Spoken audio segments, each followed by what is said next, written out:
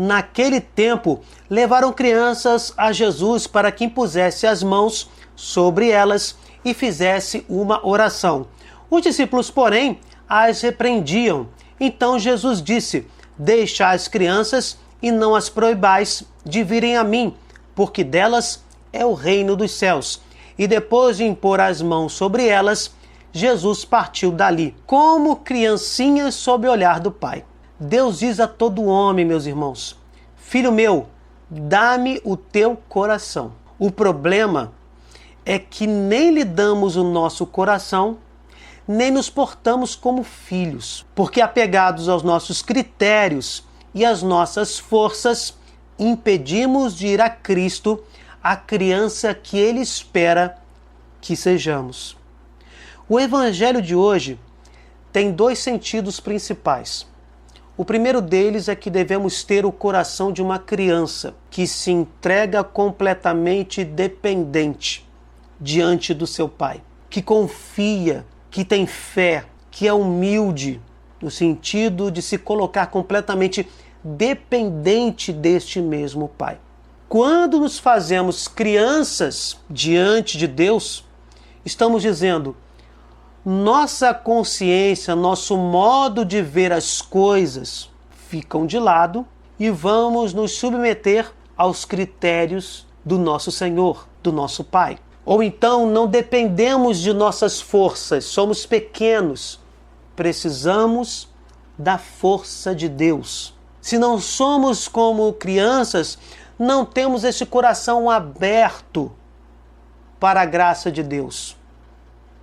Em qualquer momento de nossas vidas, nos acharemos autossuficientes, sofreremos porque não somos autossuficientes, justamente por nos sentirmos abandonados diante dos sofrimentos, porque não abrimos os nossos corações, nos afastamos ainda mais do Deus que é amor, piedade e ternura. Façamos como as crianças. Abramos a nossa alma para Deus e sejamos completamente dependentes do Altíssimo.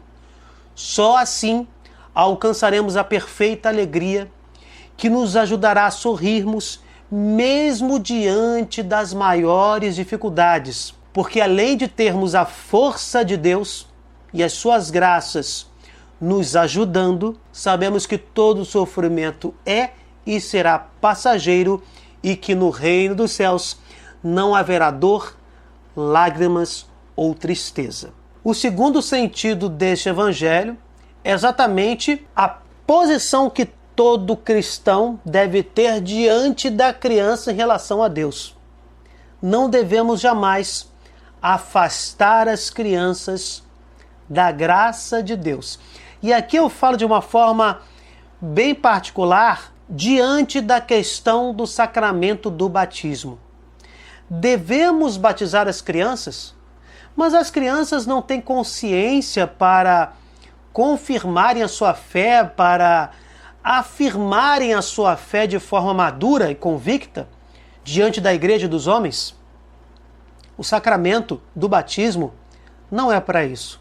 O sacramento do batismo é para nos tornar filhos de Deus, irmãos de Jesus, templos do Espírito Santo. Da mesma forma como não temos controle sobre o nosso nascimento biológico, também não temos controle sobre o nosso nascimento espiritual.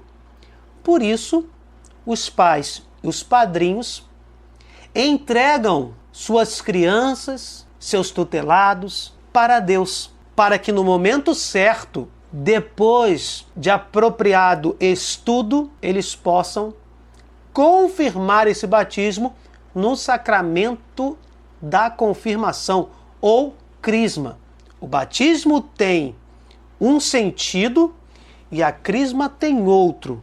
O que acontece é que algumas denominações protestantes confundem a crisma com o batismo. O batismo é um nascimento cristão, não é um amadurecimento cristão. Aquela criança é entregue a Deus, recebe a graça santificante perdida pelos primeiros pais por ocasião do pecado original. É um poder que vem de Deus. Não depende de uma consciência meramente humana. É sacramento.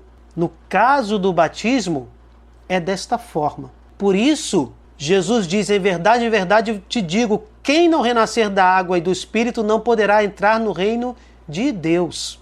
O batismo é a garantia de que nossa alma irá para o céu, se vivermos dignamente seguindo o Evangelho. Quem não renascer? Não diz se é criança e não diz se é adulto. O entendimento de que o batismo das crianças é completamente legítimo vem desde as Sagradas Escrituras, onde famílias inteiras eram batizadas. Temos o caso do centurião romano Cornélio, da negociante Lídia de Filipos, do carcereiro de Filipos e assim por diante. Famílias inteiras eram batizadas. No original, nas Sagradas Escrituras, temos oikos em grego, que é original. A maioria dos escritos do Novo Testamento foram encontrados em grego. Nos textos originais do Novo Testamento, quando se dizia que a casa de Cornélio foi batizada, está se referindo a oikos, que significa o chefe da família, todos os seus domésticos, inclusive servos, inclusive crianças. Então, quando se fala que famílias inteiras eram batizadas no Novo Testamento, se fala em oikos, se fala em todos aqueles que moram naquela casa. E isso não excluía nem os servos e nem as crianças, obviamente. Em 140 depois de Cristo, São Irineu de Leão disse: Jesus veio salvar a todos que através dele nasceram de novo pelo batismo de Deus, os recém-nascidos, os meninos, os jovens, os velhos. Vamos passear um pouquinho na linha do tempo da igreja. Orígenes, bispo de Alexandria, por volta de 184, a igreja recebeu dos apóstolos a tradição de dar o batismo também aos recém-nascidos. São Irineu de Leão, 202 d.C. aproximadamente, considera óbvia entre os batizados a presença das crianças e dos pequeninos ao lado dos jovens e dos adultos. Orígenes de Alexandria e Santo Agostinho, em 250 e 430 d.C., atestam que o costume de batizar crianças é tradição recebida dos apóstolos. São Cipriano de Cartago, em um sínodo no norte da África, o que eles esclareceram: podem batizar as crianças já a partir do segundo ou terceiro dia após o nascimento. No concílio de Cartago, em 418 d.C., rejeitou este concílio a posição daqueles que negam que se devam batizar as crianças recém-nascidas do seio materno.